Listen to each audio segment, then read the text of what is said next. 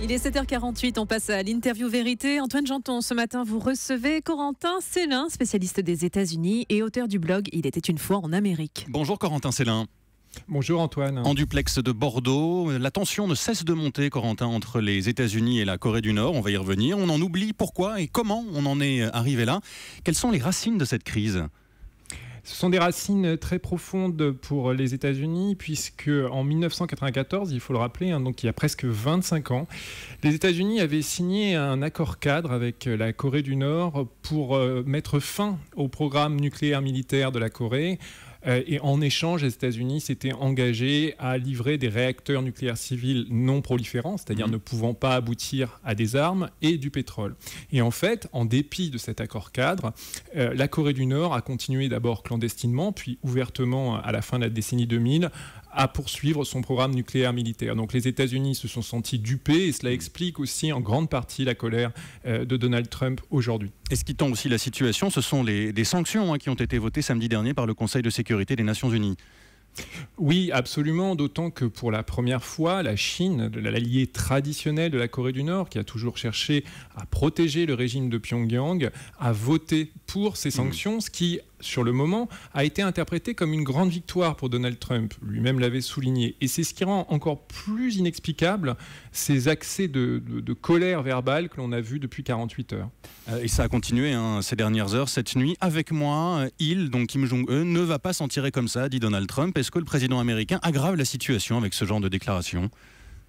Oui, incontestablement, et je dirais que sa sortie d'hier est encore plus incompréhensible car elle vient après le détail fourni par la Corée du Nord d'un plan de lancement de 4 missiles autour de la base américaine de Guam dans le Pacifique qui avait suivi la première intervention de Trump et au lieu de calmer le jeu, au lieu de chercher l'apaisement comme l'avait fait par exemple son secrétaire d'État Tillerson, Trump hier en a, passez-moi l'expression, rajouter une couche et augmenter encore la tension et on se demande vraiment ce qu'il cherche et surtout s'il y a une stratégie prédéterminée derrière tout cela.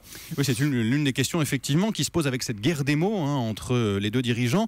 Est-ce que ce sont deux matamors qui tentent d'impressionner l'autre ou bien deux dirigeants décidés à tirer dans les jours ou les semaines qui viennent ? Alors, si on va au-delà des personnalités, du côté nord-coréen, Kim Jong-un a accéléré depuis son accession au pouvoir le programme nucléaire pour une bonne et simple raison, c'est-à-dire se prémunir justement de toute attaque, de toute intervention des États-Unis ou de la communauté internationale et pour consolider dans le temps son régime. Donc on comprendrait mal aujourd'hui qu'il mette à mal tous ses efforts par une attaque mal maîtrisée sur les États-Unis. Du côté de Trump, c'est un peu différent. Trump est en grande difficulté sur la scène intérieure actuellement. On voit dans les sondages les premières fissures dans son socle électoral, en particulier dans l'électorat populaire blanc. Et incontestablement, il a besoin de se rassurer, de se réaffirmer comme chef de guerre. Donc il est clair que par ses déclarations martiales, par ses affirmations de force américaine, on voit bien, vous l'avez dit, il vante la puissance américaine, on voit bien qu'il cherche à aussi réaffirmer son statut de président. Mais est-ce qu'il va y parvenir par ces déclarations qui peuvent mettre le feu aux poudres? Ça, c'est aussi une question. Bon, au-delà de ces raisons qui expliquent en partie les réactions et les comportements des deux dirigeants, ce qui fait peur, c'est leur personnalité, leur impulsivité. Dans ce dossier, il est quand même question de missiles et de têtes nucléaires.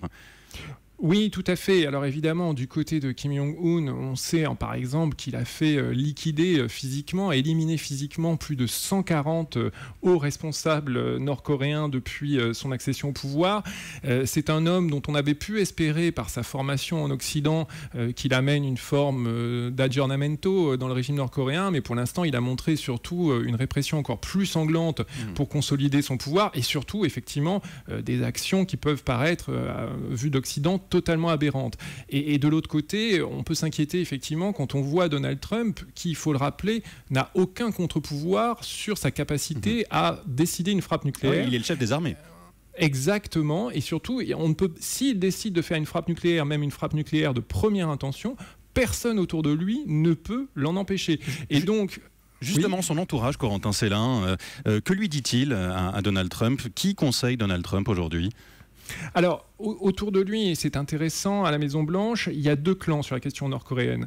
D'un côté, on va dire les généraux, Mattis au Pentagone et McMaster, qui est le conseiller sécurité nationale de Trump, qui eux sont favorables, comme lui, à une très grande fermeté, qui en ont assez de cette Corée du Nord qui a roulé dans la farine, entre guillemets, les États-Unis depuis 25 ans, et qui étaient partisans d'une grande fermeté.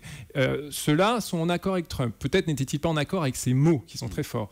Par contre, on a aussi à la Maison-Blanche, et de manière assez surprenante, Bannon, son conseiller politique, on le sait, son éminence grise, sur une ligne nationale identitaire, qui lui n'est pas très favorable à une intervention contre la Corée du Nord, parce que lui préférerait se concentrer contre le véritable ennemi selon lui, c'est-à-dire la Chine, et non pas la Corée du Nord. Il nous reste quelques secondes, Corentin Célin. En quelques mots, donc, est-ce qu'un conflit militaire est réellement envisageable entre les États-Unis et la Corée du Nord ? Évidemment, je dirais que par ces personnalités instables et par les nouvelles provocations de Trump, on se rapproche chaque jour un peu plus de l'impensable. Mais cela reste impensable.